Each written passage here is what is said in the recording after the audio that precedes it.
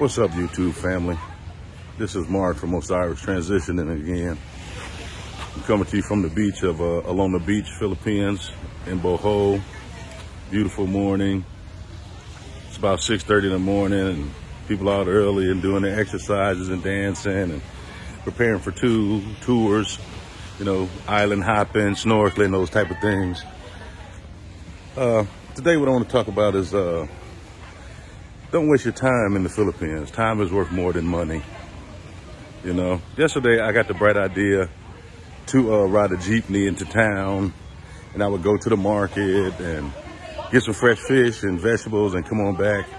And I thought, hey, you know, I got a little time to burn, and so I'll go into the market on this jeepney. Got people out early this morning. This place is beautiful. Nice hotels right on the beach. This is beautiful. This is the only place I've been where the hotels and everything are so close to the beach, like 3 steps from the hotel, you're on the beach. But anyway, I embarked on this journey to take this jeepney. And so the ride in was smooth. It was 20 pesos, you know, and the trip took about 30 minutes. But as I got into town, it started to rain. By the time I got to town, it was raining profusely, and it pretty much slowed everything down. And I ended up waiting. Anyway, to make a long story short, the whole trip ended up taking 4 hours. I spent 4 hours trying to experience the natives. They say you haven't really been to the Philippines unless you rode a jeepney, and I rode that jeepney, and I feel that it cost me. I feel that the time that I have here is worth more important than the money or some of these experiences, you know. Even sometimes people want to have you do things or things for them, and you might go out of your way to try to make these things happen, but they're so time consuming that you just can't even fathom the speed in which things move in the Philippines. There's another area where they got a few bars, things like that. Really nice here. It's like 6 in the morning. Things are already moving. But this is a pretty nice beach. It's a free beach. It's public. A lot of Filipinos come here and eat food and hang out with friends. Always a lot of girls out here. Another thing, you know, is about your woman. Like my girl, she's from the Philippines, right? She's 37 years old. And I make the mistake of trusting her for like navigation things and things like that. But what I'm finding is she doesn't really have a clue about these things.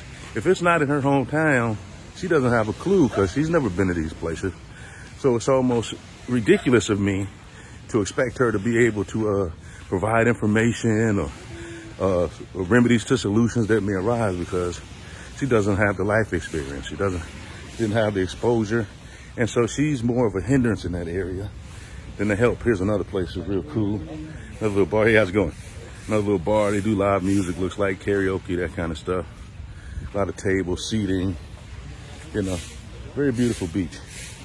You know, so I'm learning to follow my own lead in the Philippines. You know, I've been here for a while, 6 or 7 weeks, and you know, I missed my flight, and but I made new flight arrangements, which is pretty cool. I might as well give you guys information on that. So I consider myself a bargain shopper, and even though I'm talking about not wasting, you know, energy and you know, not always trying to cut corners and that time is money in the Philippines, when it comes to traveling to and from the Philippines, you may want to take a little time and do a little research. So on looking to come back, most of the plane tickets that I found was around $1,000. So what I decided to do was to buy a round trip ticket. So I bought a round trip ticket from Cebu to Chicago and back to Cebu in September. And then, and I got that ticket for $1,300. Now I had looked around in various places. I'm actually based in Charlotte, and to go to Charlotte, it was $1,800. And then they had some flights to New York where they would quote you a price, but once you put things in, by the time they added the taxes and all the other charges, everything was up to around $1,800. So it was cheaper for me to fly into Chicago, buy a round trip ticket from Chicago to hey, how's it going? No, I'm not buying. Thank you. It'd be cheaper for me to buy a round trip ticket from Chicago to Charlotte and just fly to Chicago. you know. Then to fly straight home, to fly straight to Charlotte was almost $2,000. So I'm able to fly round trip for $1,500. So I already know that in September this year, I'll be back in the Philippines. Then what I did is I bought a one-way ticket from the Philippines to Singapore for $65. And that's my throwaway ticket. So if I decide to overextend my visa, or even if I decide to stay a little bit longer, I'll just take a trip to the Philippines. I mean, from the Philippines to Singapore. And I have reasons to go to Singapore too, because I think that once I make my transition, I'm gonna do my banking in Singapore. Singapore has a stable banking system. They also have vaults and things like that. So if you have jewelry or precious metals or important documents that you wanna have stored, you can store them in Singapore, and it's just a $60 flight away. Now I'm entering into this hotel property, which is right on the beach again.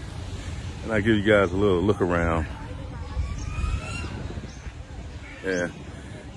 In fact, what I'm gonna do is from here on out, I'm gonna turn my camera around so that you guys can kind of see what I see as I walk.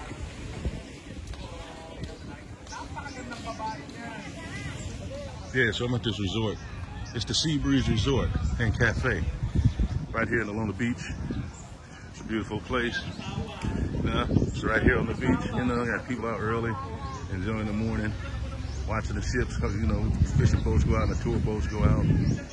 You know, nice little area, nice and secure. There's always security. You know, they got the pool.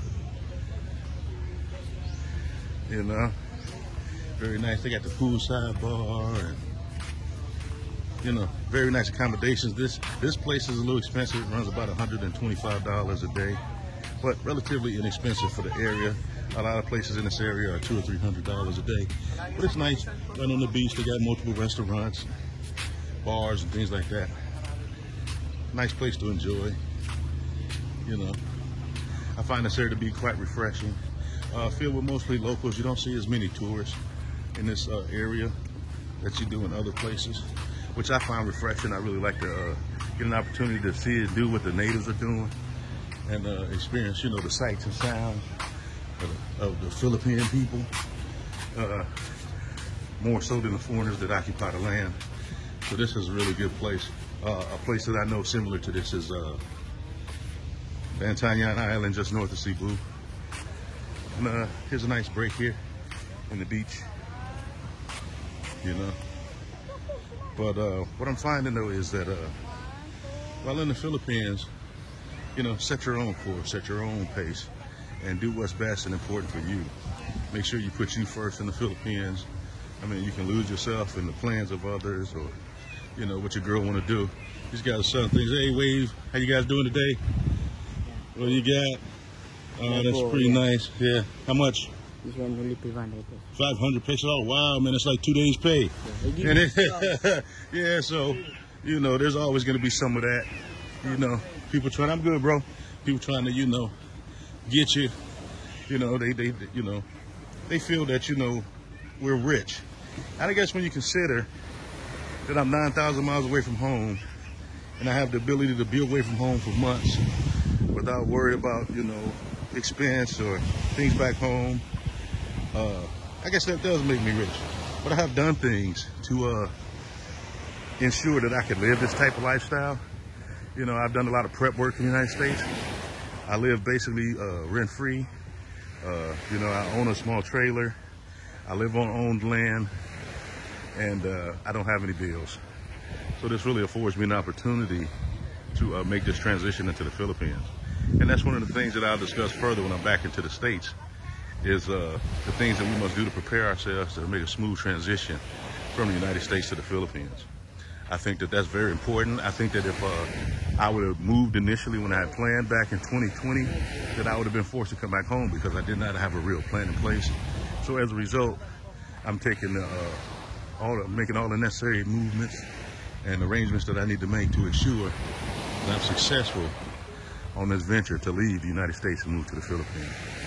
But like I said, it's a beautiful place here, beautiful beach. We'll take a few more minutes and, you know, walk and, you know, just look at the view. When I leave here, I'm gonna go and meet a person for my cousin, who I've been trying to meet for days, you know, but You know, by him being in the United States, he really don't understand the logistics of moving around in the Philippines. And, you know, and that coupled with unrealistic expectations. But today, I'll go there and meet and greet these people. I might do a small video. It's a little snack shop about what seemed to be on MapQuest a 30-minute or 25 minutes away. But in actuality and true logistics, it took hours. I looked for that place and could not find it. And then when I finally found it, it wasn't even there. So that turned out to be a real disaster. And that was one of the other things that happened yesterday. So my whole day yesterday was basically spent, you know, in just a wasted day. But I'm not complaining because I'm still in paradise.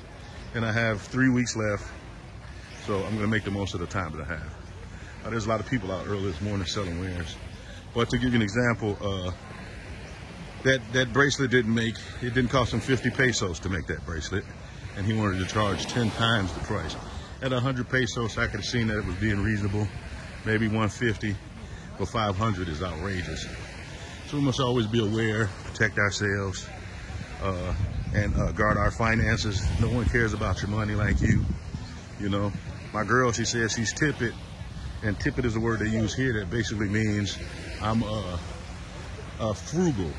You know what I mean? I'm not going to make unwise decisions with money. And 99%, I would say she is when it involves her money. When we get to talk about my money, then she's not so tippet.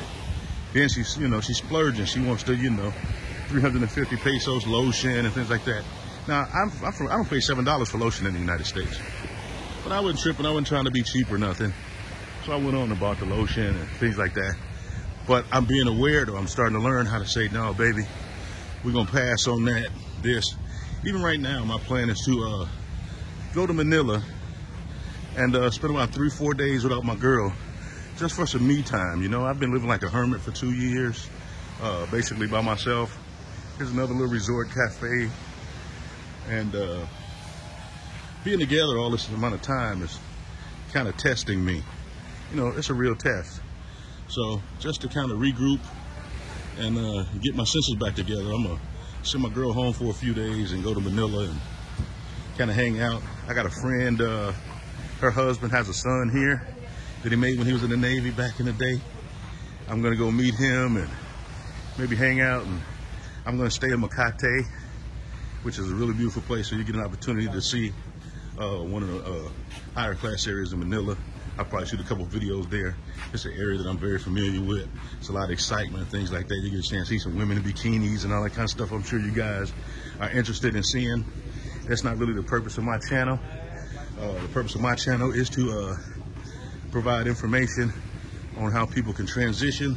I'll be focusing on several main areas about food, water, shelter, community, security, and barterability in the Philippines. These are principles that I use in my life. In America, I consider myself a prepper, and with off-the-grid living, because I believe that, you know, America is crumbling as a society, and the best thing I can do is become as self-sufficient and independent as I can.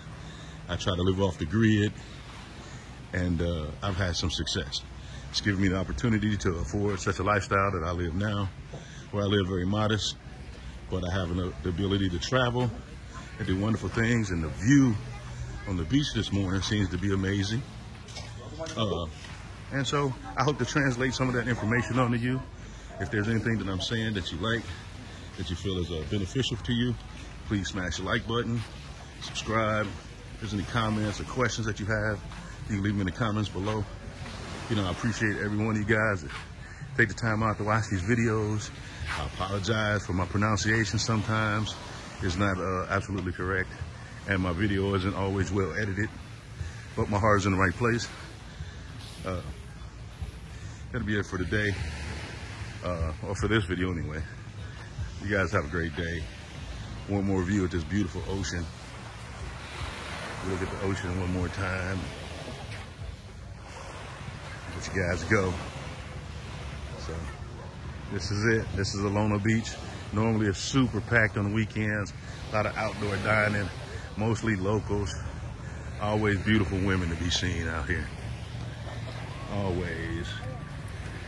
This is Osiris transitioning out.